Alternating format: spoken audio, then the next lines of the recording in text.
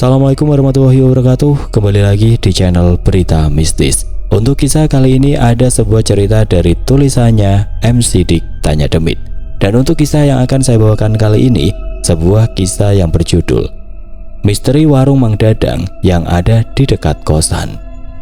Sebelum kita lanjut ke ceritanya, tekan dulu tombol like video ini dan jangan lupa tekan juga tombol subscribe channel ini.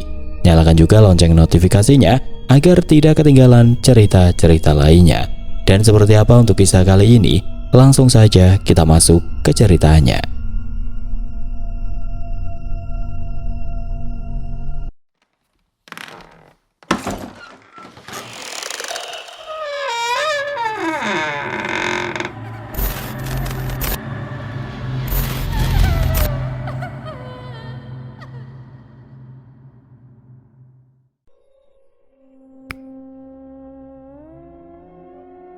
Perkenalkan, nama aku Kiki, seorang mahasiswa perantauan yang sedang kuliah di salah satu universitas yang ada di kota kecil di Pulau Jawa.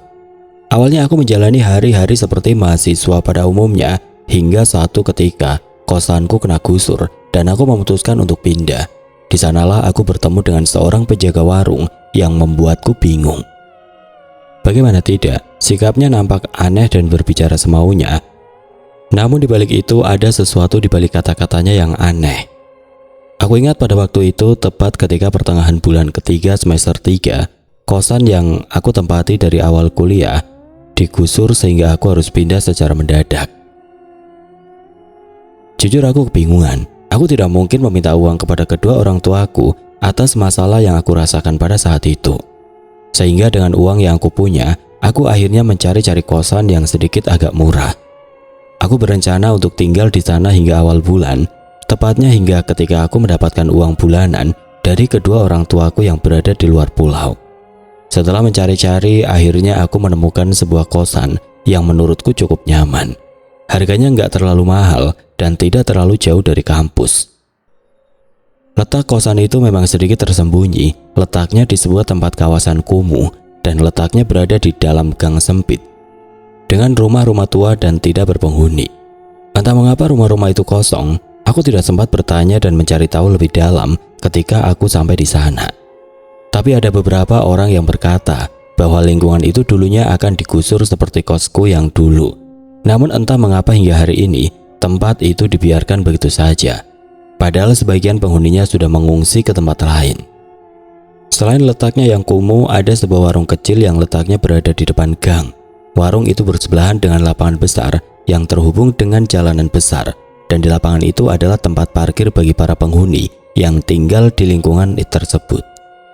Para warga yang tidak membawa kendaraan mereka ke dalam gang memarkir kendaraannya di tanah lapang itu. Mereka yang tinggal di sana mempercayakan urusan keamanan dari kendaraannya kepada pemilik warung tersebut. Tapi meskipun kendaraan mereka terparkir di pinggir tanah lapang yang luas, tidak pernah sekalipun terjadi pencurian atas kendaraan mereka. Aku hanya menggelengkan kepala dengan keanehan para penghuni di lingkungan ini. Padahal mereka parkir pinggir tanah lapang, tapi kendaraan mereka aman ditinggal semalaman di sana. Setelah memindahkan barang-barangku dari kosan yang lama, akhirnya aku resmi tinggal di kosan yang baru. Aku baru sadar bahwa dari banyak pintu kos yang ada di tempat itu, kosan tersebut hanya dihuni olehku sendiri. Ya malum saja, kosan ini memang seadanya. Sehingga para mahasiswa jarang sekali mau untuk tinggal di tempat seperti ini. Apalagi lingkungannya kumuh dan nampak kosong, sehingga hanya beberapa rumah yang masih berpenghuni dari sekian banyak rumah yang ada di tempat ini. Hal itu tentu saja membuat suasana di sekitar kos tersebut terasa gelap di beberapa tempat. Dan hal itu semakin membuat orang lain tidak mau tinggal di sana. Aku juga sebenarnya tidak mau tinggal di tempat ini. Tapi karena aku harus mencari tempat tinggal secepatnya hingga awal bulan, jadi aku mencoba untuk bertahan meskipun aku harus sendirian di kosan tersebut. Tidak terasa sudah 3 hari aku tinggal di kosan ini. Aku butuh waktu lebih untuk bisa beradaptasi atas kondisi kosanku sekarang. Aku kini tidak bisa ke minimarket karena letaknya sedikit lebih jauh. Aku juga harus berjalan kaki ke jalanan besar untuk naik angkot ke kampus. Bahkan ketika aku membutuhkan sesuatu di siang hari, aku harus keluar dan berjalan cukup jauh ke warung yang letaknya di pinggir jalan besar. Warung yang berada di dekat lapangan hanya buka dari jam 4 sore hingga jam 3 subuh. Dan ketika subuh hingga siang hari, warung itu nampak tutup. Warung itu adalah warung Mang Dadang, seorang kakek-kakek yang sedikit nyentrik dengan kelakuannya yang sedikit aneh. Dia selalu menyapa ke semua orang yang lewat di depannya. Bahkan terkadang dia selalu berbicara nyeleneh sehingga orang yang mengenal dirinya hanya bisa tertawa ketika mendengar dia bercanda. Awalnya aku sangka Mang Dadang itu sama seperti para penjaga warung pada umumnya. Namun aku baru mengetahui sifatnya yang seperti itu ketika aku datang jam 7 malam untuk membeli kopi dan nongkrong di sana. Aku yang pada saat itu ingin melepas penat karena tugas yang menumpuk membuatku ingin melepas penat di dalam warung tersebut. Mungkin dengan memesan kopi hitam dan 1 mangkuk mie rebus untuk aku santap bisa membuatku semangat lagi. Aku pun masuk dan memesan hal itu kepada Mang Dadang. Setelah itu aku duduk dan melihat kondisi warung yang terang benderang di tengah-tengah lapangan yang gelap gulita. Tidak lama setelah aku duduk di dekat etalase, tiba-tiba Mang Dadang datang dan berkata sambil sedikit bercanda, "Kalau kamu minum kopi di sini, jangan bawa pulang sendoknya ya. Itu benda keramat. Nanti ada yang ketok-ketok kamarmu untuk balikin sendok," katanya sambil menyerahkan kopi yang dia buat kepadaku sambil tertawa. Aku hanya tersenyum kecil mendengar perkataannya yang aneh. Namun setiap ada yang datang dan duduk di warungnya, dia sering berbicara hal-hal seperti itu kepada mereka. Mang Dadang selalu bercanda ketika ada orang yang datang dan pesan sesuatu di warung. Bahkan beberapa kali dia selalu membicarakan orang yang datang dan pergi dari warungnya. Sehingga semakin lama aku tinggal di kosan ini, aku semakin nyaman berada di warung itu. Mang Dadang bisa membuatku melepas stres dengan mendengar celotehannya yang aneh itu. "Tuh, jangan mau ke wanita itu mah, aslinya goreng patut." Atau bisa dibilang jelek. "Cuma dia jago karena pelet yang dia pakai, sehingga keluyuran terus tiap malam," kata Mang Dadang sambil menunjuk ke salah satu wanita yang sedang berjalan sempoyongan dari arah jalanan besar ke dalam gang yang ada di dekat warung. Aku langsung melirik ke arah wanita itu, dan tidak lama aku bertanya kepadanya dengan nada yang pelan, "Emang dia pakai pelet apa, Mang?" Sambil tersenyum pelan, Mang Dadang kembali berkata, "Ya pelet, masa nggak tahu sih? Kudet, itu pelet. Pelet ikan nila yang dibeli dari warung Bu Ima," kata Mang Dadang sambil tertawa ketika melihatku yang kebingungan dengan ucapannya. Mungkin ucapan Mang Dadang sedikit tabu apabila dibicarakan di luar lingkungan ini. Tapi karena aku tahu bahwa yang tinggal di sini sangat beragam, sehingga hal itu wajar untuk dilakukan. Bisa dibilang selain para penghuni, banyak juga orang sepertiku yang tinggal di lingkungan ini. Mungkin karena tempatnya murah untuk mereka tinggal, sehingga mereka sudah merasa nyaman meskipun lingkungannya nampak kumuh dari luar. Pekerjaan mereka beragam, namun kebanyakan mereka bekerja ketika malam, seperti pemandu lagu, orang yang kerja di panti pijat, atau satpam karaoke. Semua berbaur jadi satu di lingkungan ini. Jadi aku hanya bisa tertawa saja ketika Mang Dadang berbicara seperti itu, karena itu bisa menjadi penghibur ketika aku duduk dan menikmati malam di warung. Apalagi ketika aku lelah dengan tugas-tugas kuliah pada saat itu. Tidak terasa hampir seminggu berlalu, aku menjadi lebih sering nongkrong di warung Mang Dadang ketika sudah tahu sifatnya yang sering bercanda. Setiap aku datang dia selalu bercanda, dan beberapa kali pula aku tertawa dengan candaannya. Namun setiap kali dia bercanda seperti itu, seperti ada sesuatu yang aneh di balik apa yang dia katakan.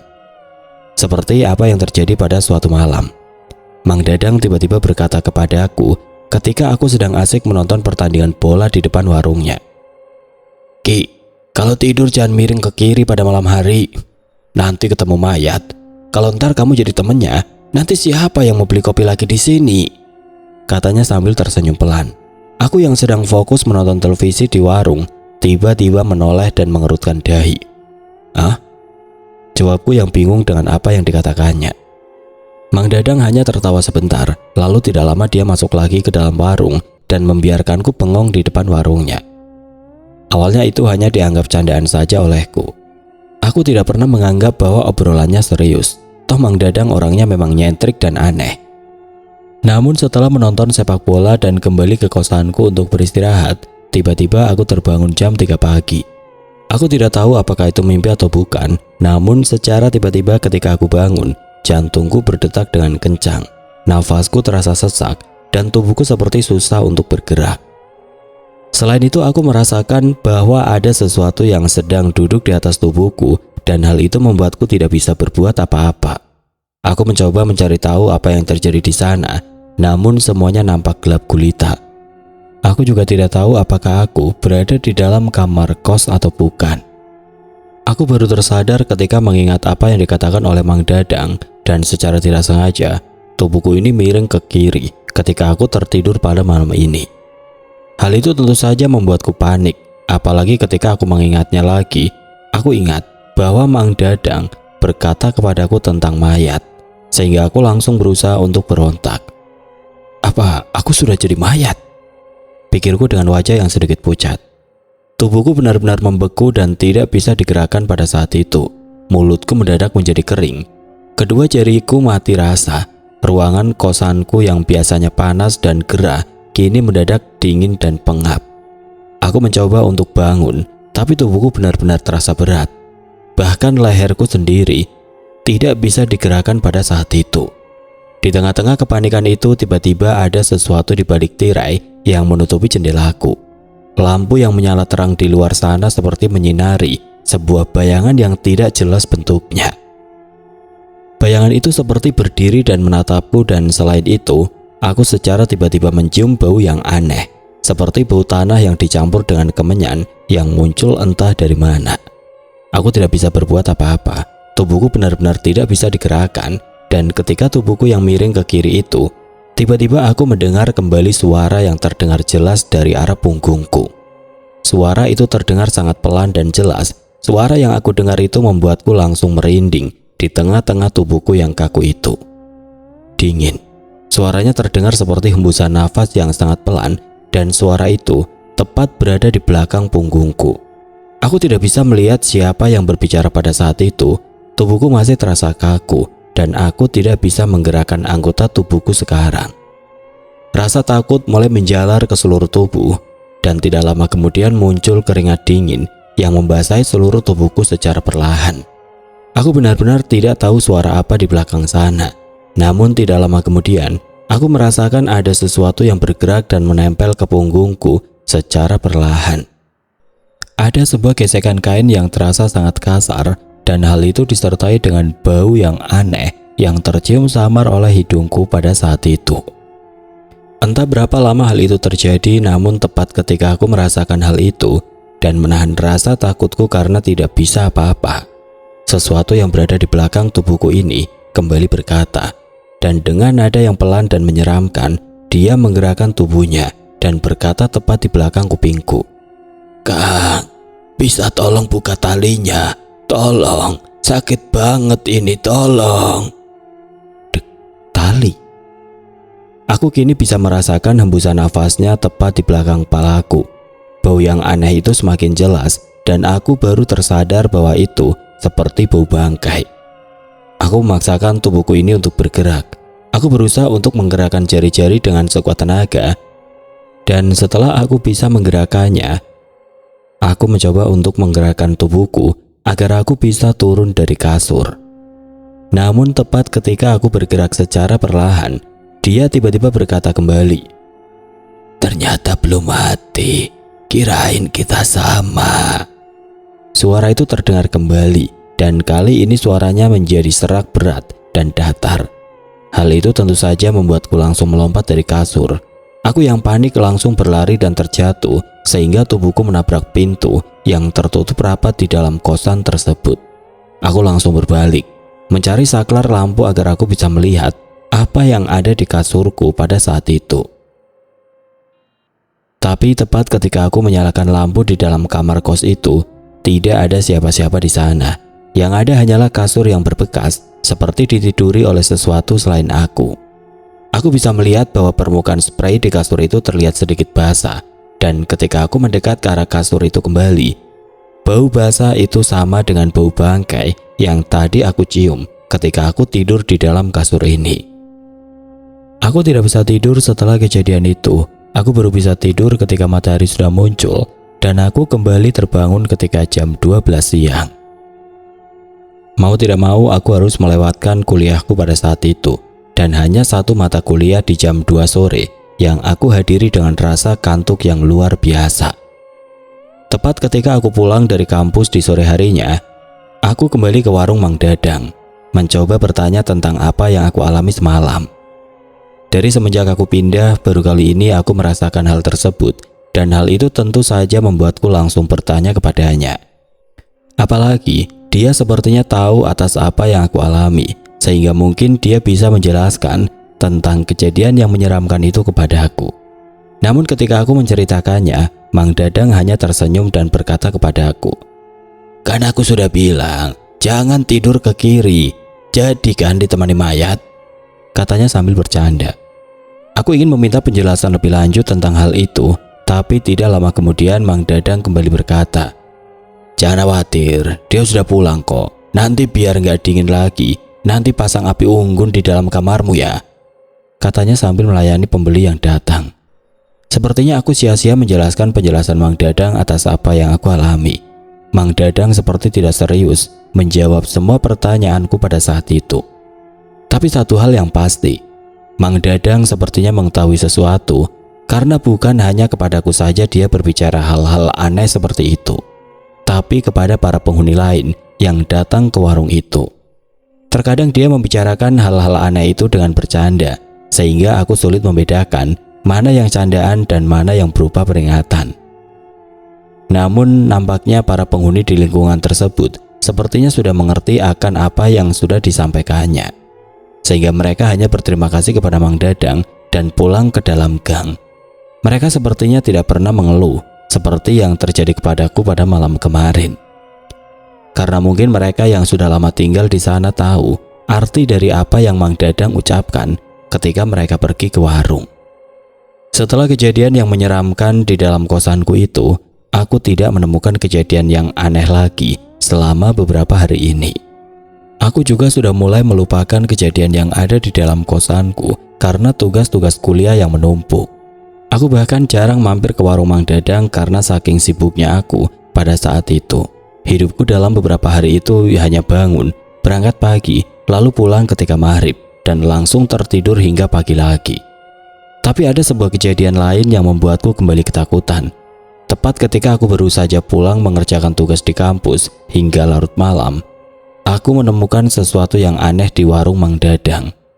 Aku ingat pada saat itu angkutan kota yang seharusnya melewati jalanan besar ke arah kosanku sudah pada pulang.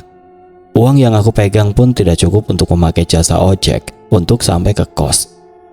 Sehingga mau tidak mau aku harus berjalan kaki dari kampus pada malam itu, dan baru sampai ke tanah lapang dekat kosan sekitar jam 12 malam. Karena aku benar-benar lelah dan butuh istirahat untuk sementara, aku akhirnya mampir ke warung Mang Dadang terlebih pada malam itu. Mungkin dengan satu gelas es kopi dan beberapa cemilan bisa memulihkan tenagaku yang terkuras ini.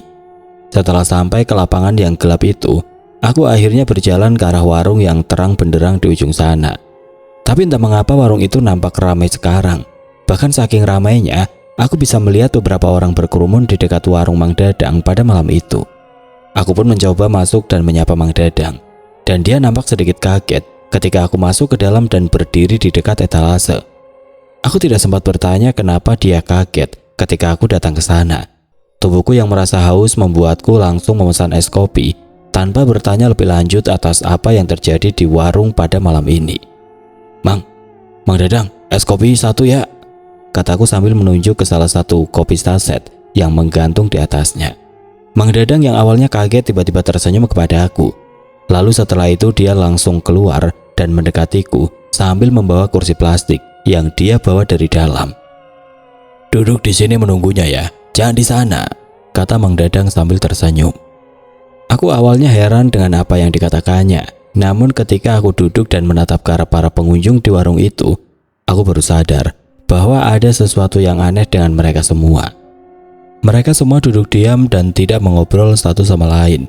Pandangan mereka nampak lurus dan tatapan mereka kosong. Aku pun melirik kembali ke arah meja paling kosong, sebuah tempat yang biasa dipakai oleh tukang ojek yang suka nongkrong. Biasanya meja itu adalah meja yang jarang ditempati oleh para pengunjung warung. Tapi ketika aku melirik ke arah sana, aku melihat bahwa ada satu orang yang duduk diam di dalam sana. Dia nampak berbeda dengan orang-orang yang duduk di sekitar warung.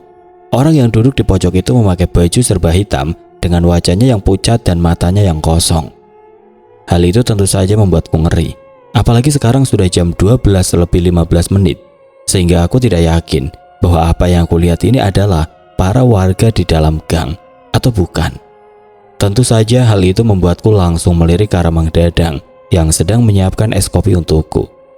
Aku mencoba memanggilnya dan ketika dia tahu bahwa aku memanggil namanya, dia langsung melirikku pelan sambil berkata, "Kamu jangan lihat mereka terus ya. Nanti kalau ada salah satu dari mereka datang dan bertanya sesuatu kepadamu, nanti kamu bakalan dikejar," katanya sambil sedikit berbisik.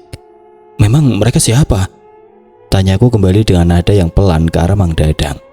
Mang Dadang hanya melirikku sebentar. Raut wajah yang tadinya sering bercanda mendadak serius ketika aku bertanya seperti itu. "Pokoknya jangan sampai merespon apabila ada yang bertanya. Itu saja pokoknya. Dan kamu lebih baik duduk diam di sana. Dan kamu baru bisa pulang apabila salah satu dari mereka sudah pulang dari warung." Apa yang dikatakan oleh Mang Dadang semakin membuatku gelisah. Mang Dadang tidak banyak bercanda seperti yang biasa aku temui hari-hari sebelumnya. Meskipun dia tetap tersenyum ramah, tapi dia lebih memilih untuk diam sekarang. Aku hanya bisa menyeruput es kopi yang aku pesan. Tidak ada yang bisa aku lakukan selain menunduk dan melirik kepada mereka secara perlahan. Entah kapan mereka akan pulang, tapi sudah hampir 1 jam aku duduk di depan etalase. Namun mereka hanya duduk dan menatap kosong ke berbagai arah. Aku pun penasaran sampai kapan aku harus menunggu seperti ini. Karena kalau aku harus menunggu di warung ini sampai subuh, aku takut bahwa aku akan kembali terlambat kuliah di esok hari karena kurang istirahat. Aku pun kembali melirik ke arah Mang Dadang. Dia kini berada di belakang seperti sedang menyiapkan sesuatu. Aku berusaha memanggilnya untuk bertanya sampai kapan aku terus duduk di depan etalase. Mang Dadang," kataku yang mencoba untuk memanggilnya. Tidak ada jawaban dari Mang Dadang. Aku pun mencoba memanggilnya lagi. Mang Dadang, Mang." Kali ini aku berbicara lebih keras dari sebelumnya. Dan akhirnya aku mendengar bahwa ada suara yang membalas perkataanku. "Iya," katanya dengan pelan. Aku pun refleks menoleh ke arah kiri. Dan tepat ketika aku menoleh ke arah sana, tiba-tiba, astaga, sosok yang tadi duduk tepat di ojek nongkrong kini muncul seketika di dekatku. Aku kini bisa melihat dengan jelas bagaimana wujudnya yang memakai baju serba hitam dan wajahnya yang pucat. Selain itu ada sesuatu yang lain, sesuatu yang membuatku bergidik ketakutan. Tepat di kepalanya ada sebuah bekas luka yang menonjol keluar. Bekas luka itu seperti luka tembakan yang menembus dari kepala belakang hingga ke depan. Hal itu tentu saja membuatku merinding. Dia dengan tatapan kosongnya menatapku tanpa pernah bicara lagi. Jujur aku merasa tidak kuat lagi duduk di sana. Sehingga aku tiba-tiba berdiri dan berlari meninggalkan warung Mang Dadang pada malam itu dan menghiraukan apa yang dikatakan olehnya. Aku melihat Mang Dadang hanya menggelengkan kepalanya ketika aku keluar dari warung. Dia seperti ingin memperingatkanku, namun terlambat. Aku tidak memperdulikan apapun lagi. Yang ada di dalam pikiranku hanyalah menjauh dari warung Mang Dadang pada saat itu. Sosok yang muncul di dekatku benar-benar menyeramkan, dan aku harus segera meninggalkan warung dan masuk ke dalam kos agar aku tidak lagi bertemu dengannya. Aku berlari dengan kencang, melewati motor dan mobil yang terparkir di dekat warung. Entah mengapa angin malam yang aku rasakan pada malam ini benar-benar terasa dingin. Rasanya sangat berbeda dengan malam-malam sebelumnya ketika aku berlari ke arah gang yang ada di depanku pada saat itu. Nafasku terasa berat dan jantungku berdetak kencang pada saat itu. Aku mencoba untuk melirik ke arah belakang dan ternyata, astaga, gumamku pelan. Sosok berbaju hitam itu tiba-tiba muncul kembali dan kali ini berdiri di antara motor-motor yang terparkir. Memang jaraknya cukup jauh, namun dia tampaknya mengejarku sekarang. Dia tidak ikut berlari sepertiku, dia hanya berdiri diam dan menatapku dengan tatapannya yang kosong. Aku segera berbalik dan mulai berlari lagi memasuki gang. Aku tahu bahwa gang menuju kosanku ini sepi, bahkan beberapa rumah tampak gelap karena tidak dihuni. Biasanya aku tidak menghiraukan suasana ini, tapi ketika kondisiku sedang ketakutan seperti ini, gang yang sepi dan gelap di beberapa tempat ini menjadi sebuah lokasi yang menyeramkan. Apalagi sosok itu masih berdiri dan menatapku di belakang sana, dan hal itu membuatku langsung berlari kembali, menembus gelapnya gang itu sekarang. Selama aku berlari, aku mencoba untuk memberanikan diri untuk menoleh ke belakang. Aku berharap bahwa ketika aku berlari melewati gang-gang kecil itu, sosok itu tidak mengejarku. Namun anggapanku salah. Dia muncul kembali dan berdiri di bawah lampu yang menyala di salah satu rumah yang dihuni oleh salah satu warga di gang itu. Lampu 5 watt yang menyala terang membuatku bisa melihat dirinya berdiri dan menatapku dengan wajahnya yang mengerikan itu. Kepalanya yang terluka terlihat jelas, dan aku bisa melihat bagaimana darahnya mengalir secara pelan keluar dari dalam dahinya. Ketika dia berdiri dan melihatku pada saat itu, aku semakin panik, dan hal itu membuatku semakin cepat berlari. Beberapa kali aku ingin terjatuh dan beberapa kali aku menabrak tumpukan sampah di dalam gang tersebut. Tepat di ujung sana kosanku mulai terlihat. Aku semakin mempercepat langkah kakiku, meskipun secara tiba-tiba aku mendengar sesuatu di belakang sana. Seret, seret. Seperti ada sesuatu yang diseret di belakang sana. Aku kembali melirik ke arah belakang, dan sosok itu rupanya melayang dengan kedua kakinya yang menyentuh tanah dan terseret secara perlahan ketika tubuhnya melayang di udara. Aku kembali memalingkan wajahku. Aku benar-benar ketakutan. Aku terus berlari sambil merogoh saku celanaku untuk mengambil kunci pintu. Tanganku gemetar ketika aku memasukkan kunci itu ke lubangnya.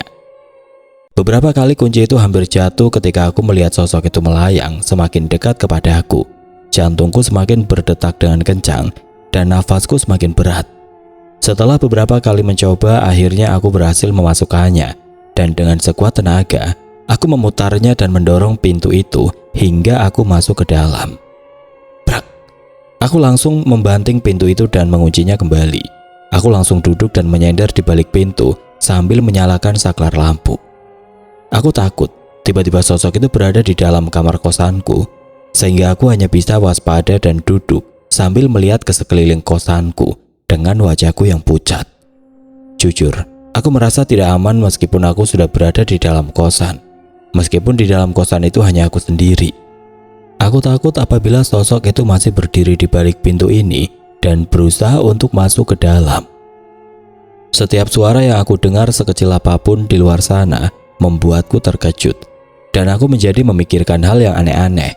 Padahal itu hanyalah suara dedaunan yang ditiup angin atau suara tetesan air yang menetes dari arah luar.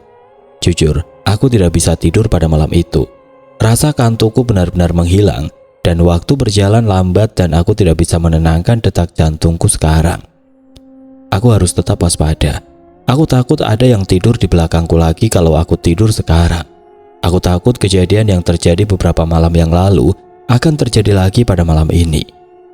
Entah berapa lama aku bisa membuka mataku pada saat itu, aku tidak ingat karena akhirnya rasa lelah ini mengalahkanku. Aku tidak ingat kapan aku tertidur pulas, namun aku baru terbangun ketika cahaya matahari muncul dan menyinari jendela kosanku yang tertutup rapat itu. Aku terbangun dengan posisi bersandar di balik pintu, leher dan punggungku terasa kaku ketika aku mencoba untuk berdiri. Aku merasa lega untuk sesaat. Teror yang aku alami semalam sudah berakhir, tapi aku masih takut ketika membayangkan bagaimana sosok itu melayang dan mengejarku dengan kepalanya yang bolong dan berdarah. Aku memastikan bahwa aku kini benar-benar aman. Aku membuka jendela kosan secara perlahan dan melirik ke kiri dan ke kanan sebelum akhirnya aku bisa berani untuk keluar pada saat itu. Aku harus mencari seseorang untuk bisa menjelaskan tentang apa yang terjadi kemarin malam. Pikiranku pada saat itu langsung tertuju kepada pemilik kos. Mungkin dia bisa menjelaskan apa yang sebenarnya terjadi di warung Mang Dadang dan sosok yang aku lihat itu sebenarnya apa. Aku pun langsung pergi ke rumah pemilik kos. Di sana aku mengetuk pintunya sambil memanggilnya dari luar. "Pak, Bu." Tidak ada jawaban dari dalam sana. Aku mencoba lagi dengan lebih keras, namun semuanya tetap hening. Seperti tidak ada siapapun di dalam rumah. Tidak hilang akal, pasti ada seseorang yang aku tanya. Mungkin aku bisa ke warung Mang Dadang dan menunggu seseorang warga untuk aku ajak ngobrol tentang kejadian semalam. Aku pun melangkahkan kakiku ke warung. Ketika sampai aku bisa melihat bahwa warung itu nampak tutup. Aku kini duduk di salah satu bangku panjang yang ada di depan, menatap kosong ke arah lapangan dan berharap ada warga yang bisa aku tanya pada saat itu. Sambil menunggu di sana, aku merasa bahwa kepalaku terasa berat. Tubuhku yang pegel karena tertidur sambil duduk di lantai membuatku sedikit tidak nyaman pada saat itu. Aku melirik kembali ke arah warung yang tertutup oleh tirai dan pagar bambu. Ingatanku tentang kejadian kemarin terlintas lagi. Dan di sana aku benar-benar tidak percaya bahwa orang-orang yang datang ke warung Mang Dadang pada malam itu benar-benar menyeramkan. Aku juga sempat melirik ke sekitar warung, dan di sana aku baru sadar bahwa ada sebuah janur kuning yang menggantung di pinggir warung. Sepertinya ketika aku masuk, janur kuning itu memang sudah ada di sana, dan ketika kemarin aku melewati warung ini ketika ingin ke kampus di pagi hari, aku tidak melihatnya. Duduk di depan warung itu membuatku berpikir aneh-aneh. Apakah aku harus pindah dari tempat ini, atau aku harus bertahan dengan suasana kosan yang terkadang menyeramkan? Tapi aku tidak punya uang. Tinggal kurang dari seminggu lagi aku bertahan sampai uang dari kedua orang tuaku dikirim di awal bulan. Entah berapa lama aku duduk di sana, dan tidak lama kemudian ada suara motor yang terdengar dari jalanan besar. Dia nampak melihatku yang duduk di depan warung, dan tidak lama kemudian dia langsung berkata kepadaku ketika selesai memarkirkan motornya di dekat warung. "Loh, Kiki, ngapain pagi-pagi di sini? Kan warungnya masih tutup," katanya dengan nada yang pelan. Ternyata itu adalah Pak Tisna, seorang pemilik kos yang entah pulang dari mana. Dia menatapku heran karena aku sudah duduk di sana dengan tatapanku yang lelah. "Iya Pak, aku tadi nyariin Bapak di rumah tapi kosong." Pak Tisna menatapku dari atas sampai bawah, dan tidak lama kemudian dia mulai berkata, "Kamu kenapa? Kok wajahnya pucat seperti itu? Kamu kurang tidur ya semalam?" Tanyanya sambil duduk di sebelahku. Aku menggelengkan kepala, aku hanya tertunduk pelan sambil mengumpulkan keberanianku, dan setelah itu aku akhirnya menceritakan semuanya. Aku bercerita tentang apa yang aku alami, dari mulai aku pulang dari kampus, lalu mampir ke warung Mang Dadang yang pada saat itu ramai. Selain itu aku juga menceritakan teror yang aku alami semalam di tempat ini. Setelah aku selesai menceritakan semuanya, dia terdiam sejenak. Pak Tisna menarik nafas panjang dan berkata, "Bentar," potong Pak Tisna dengan nada yang pelan. "Emang Mang Dadang gak ngasih tahu kalau malam kemarin gak boleh ada yang main ke warungnya di atas jam 11 malam?" tanya Pak Tisna. Aku menggelengkan kepala. Aku memang tidak mendengar itu darinya karena sudah beberapa hari aku berangkat pagi dan belum sempat mampir lagi ke warung Mang Dadang ketika pulang dari kampus selain kejadian kemarin. Aku memang ingat ketika Mang Dadang nampak sedikit kaget ketika aku datang, tapi dia tidak melarangku masuk dan dia juga tidak mengusirku. Dia hanya menyuruhku duduk di tempat yang dia sediakan dan tidak merespon apapun. Pak Tisna menghela nafas lagi. Lalu tidak lama kemudian dia mulai menepuk pundaku dan berkata, "Seharusnya Mang Dadang memberitahumu akan hal itu. Aku sebelumnya meminta maaf tidak memberitahukanmu karena biasanya Mang Dadang yang memberitahu orang-orang yang gak tahu tentang hal tersebut," katanya dengan nada yang pelan. "Malam kemarin itu malam mereka, dan para penghuni di tempat ini tahu sesuatu. Mereka biasanya tidak terlalu peduli karena kebanyakan yang tinggal di tempat ini kerjanya malam, seperti di karaoke atau di klub malam, sehingga mereka hanya perlu kembali di pagi hari tanpa harus tahu apa yang terjadi di warung ini." Pak Tisna melirik ke arah pinggir warung, di mana di sana ada janur kuning yang terpasang pada saat itu. "Itu adalah pertanda kalau mereka akan datang. Mang Dadang biasanya akan memasang itu dan itu bisa menjadi tanda bagi para warga agar tidak mendekati warung di tengah malam." Apa yang dia katakan membuatku terdiam. Rasa takut yang tadi aku rasakan berganti secara perlahan dengan rasa penasaran yang begitu kuat. Pak Tisna yang menatapku dengan perlahan, dia sepertinya tahu bahwa aku akan bertanya kembali tentang apa yang sebenarnya terjadi. Tapi dia tidak bisa menjawabnya, sehingga dia mengajakku untuk berangkat ke rumah Mang Dadang. "Aku tahu, pasti kamu akan bertanya-tanya lagi akan semua ini. Lebih baik Mang Dadang yang menjelaskannya ya," kata Pak Tisna yang mengajakku pergi dari warung ke rumah Mang Dadang yang letaknya ada di dalam gang. Akhirnya kami berdua masuk gang itu lagi. Kami terus berjalan hingga akhirnya kami sampai di ujung gang ini. Kami berhenti tepat di sebuah rumah sederhana yang halaman rumahnya ditanami oleh beberapa pohon mangga. Pak Tisna langsung mengetuk pintunya dan tidak lama kemudian dibuka oleh seseorang yang merupakan istri Mang Dadang. Rupanya Mang Dadang masih beristirahat sekarang. Pak Tisna pun memberitahu tujuan kami ke rumahnya dan di sana istrinya langsung membangunkan Mang Dadang yang tertidur di kamar. Akhirnya Mang Dadang keluar dari dalam kamar. Dia mengenakan sarung dan kaos oblong ketika duduk di hadapan kami berdua. Dia tersenyum kepadaku sambil menguap dan tidak lama dia berkata dengan pelan, "Gimana setelah dikejar-kejar dia? Makanya nurut, jadi kan dikejar," kata Mang Dadang sambil sedikit bercanda. Pak Tisna yang mendengarkan Mang Dadang yang berkata seperti itu kepadaku tiba-tiba memotong pembicaraannya. "Mang, kenapa nggak kasih tahu si Kiki kalau nggak boleh ke warung kemarin?" Senyuman yang dia keluarkan kini berganti dengan hembusan nafas yang panjang. "Iya, anak ini pergi pagi dan pulang malam terus, jadi nggak sempat memberitahunya. Soalnya kan kayaknya nggak mungkin dia nongkrong di warung tengah malam kan. Jadi ya kejadian kemarin malam itu sudah takdir saja ditongolin penghuni asli sini. Aku sebenarnya tidak masalah dengan apa yang terjadi semalam.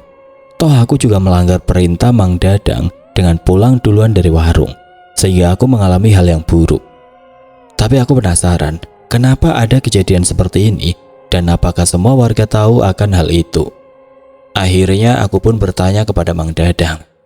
Dan di sana dia menjelaskan bahwa sebenarnya tanah ini bukan tanah biasa.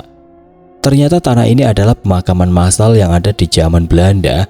Ada suatu kejadian yang mengakibatkan banyak pribumi yang dieksekusi di tempat ini.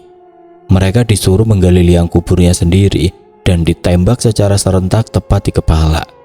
Mang Dadang pun menjelaskan kalau awalnya tanah itu dibiarkan begitu saja hingga ketika pembangunan kota semakin besar dan banyak warga yang datang, maka tanah ini menjadi sebuah pemukiman yang berkembang hingga saat ini. Awalnya para warga juga diteror oleh penghuni asli tanah ini, tapi ketika keluarga Mang Dadang datang dan tinggal di tempat ini, teror itu secara perlahan bisa diatasi. Keluarga Mang Dadang kini seperti menjaga para warga secara turun-temurun, sehingga para warga bisa nyaman tinggal di tempat tersebut. Mang Dadang memang dasarnya suka bercanda, suka memberi peringatan kepada para penghuni. Mang Dadang memang tidak ingin memberi peringatan secara serius, karena itu adalah hal yang tabu bagi orang-orang yang tinggal di luar lingkungan ini. Tapi karena hal itulah, para warga seperti sudah terbiasa, sehingga mereka bisa berjaga-jaga agar tidak diganggu, dan itu juga pernah terjadi kepadaku, meskipun aku secara tidak sengaja melanggarnya. Mendengar penjelasan itu dari Mang Dadang membuat semuanya terasa jelas. Ternyata tanah ini mempunyai sejarah yang kelam. Dan Mang Dadang bertugas untuk melayani mereka di warung yang dia bangun. Pantas saja kendaraan yang terparkir itu aman, karena para pencuri akan ketakutan apabila melihat para makhluk seperti itu muncul dan mengganggu mereka. Begitu juga dengan penggusuran yang tidak jadi. Mungkin para kontraktor ketakutan karena diganggu oleh penghuni asli tanah ini. Setelah mengetahui hal itu semua, aku tidak lagi merasa diteror. Aku akhirnya kembali ke kos dan mencoba untuk melupakan kejadian itu. Aku akhirnya kembali tinggal sampai awal bulan, tepatnya sampai aku mendapatkan uang bulanan dari keluargaku. Tidak membuang waktu lama, aku langsung pindah dari tempat itu dan aku mencari tempat yang aman dan nyaman agar aku bisa tidur nyenyak di kosanku yang baru. Aku tidak tahu nasib dari tanah itu setelah aku pindah, karena aku sudah melupakan semuanya. Namun yang pasti, pengalaman itu membuatku sadar bahwa di tanah yang kita pijak ini, terkadang ada jiwa-jiwa yang masih bergentayangan karena kematiannya yang tidak sempurna.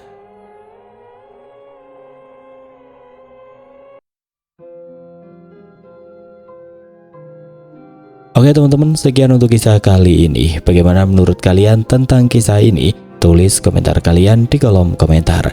Dan buat teman-teman yang baru bergabung, jangan lupa untuk like, komen, share, serta subscribe channel ini. Dan nantikan kisah-kisah horor berikutnya tetap di channel Berita Mistis. Wassalamualaikum warahmatullahi wabarakatuh.